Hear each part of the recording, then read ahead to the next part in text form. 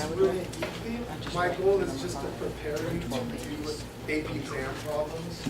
So let me just show you this, okay?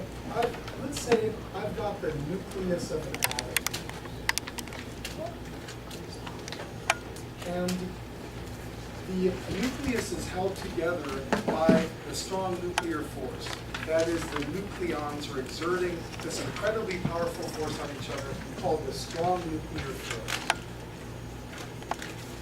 Held together by the strong force, or the strong nuclear force. Great. This force requires energy.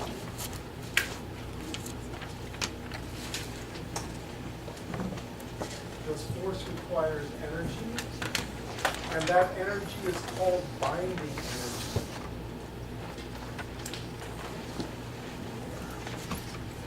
Before I go on, do you learn this in AP chemistry? Do they talk about this binding energy? Okay, well then you're doing it in this class. And so here's what happens. You have this situation where here's like neutron, neutron, proton, proton, proton, neutron, neutron. You'll get this situation where you've got your nucleus that's all together, and this is a smaller mass.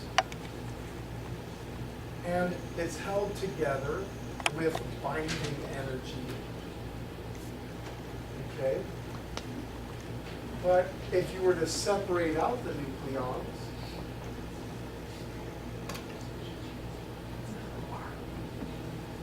we talked about strong force. if all of these guys were separated out so that there was no more binding energy anymore, then you'd have greater mass.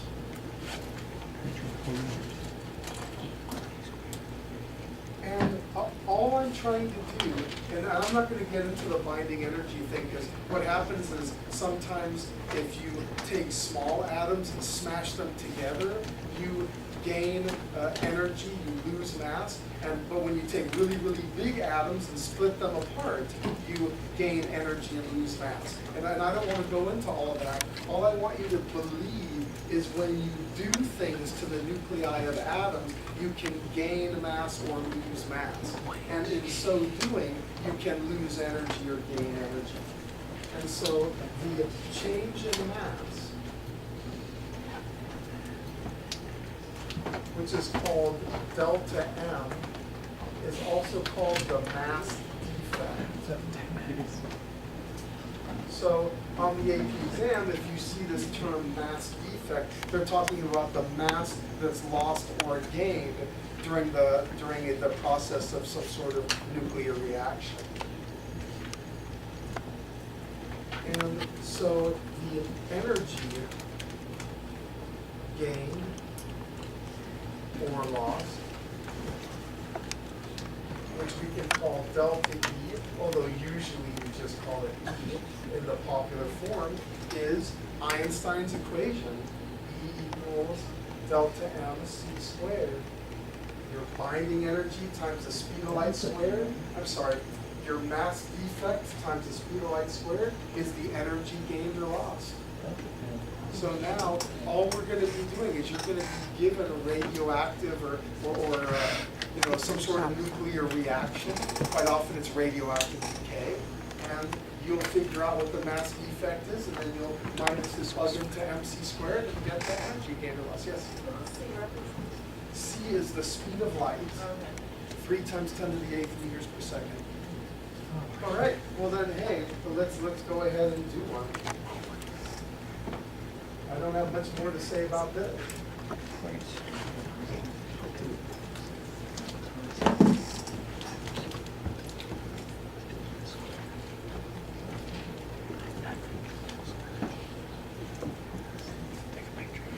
Here's example number 1. Okay. The mass of a helium atom, and I'm going to put a little 2 there and a little 4 there. You guys know this little 2, what does that denote for the helium atom? Yeah, this is the number of protons. of course, it's also gonna be its atomic number. And do you know what this little 4 denotes? Chris.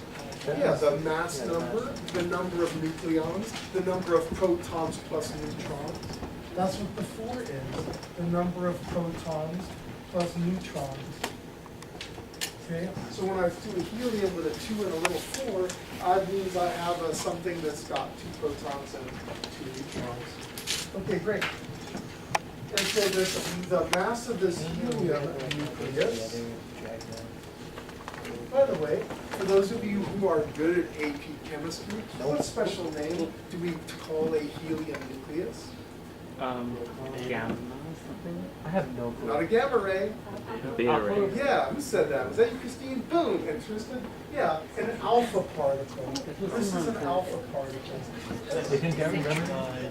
And they're very popular with nuclear reaction. So the mass of the helium nucleus is 6.6447 times 10 to the negative 27 kilograms.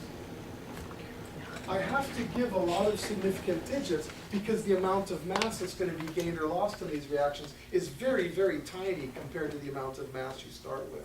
So you end up using a lot of, or needing a lot of significant figures, okay? So what happens is you split it up,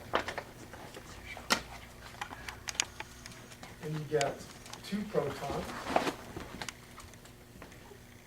which are 1.6726 times 10 to the negative 27 kilograms. And 2 neutrons, which are 1.6749 times 10 to the negative 27 kilograms each. And take out your calculators because you're going to find the mass defect. And the energy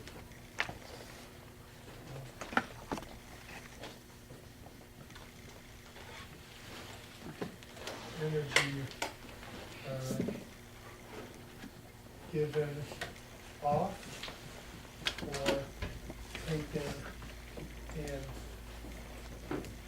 Please do this now.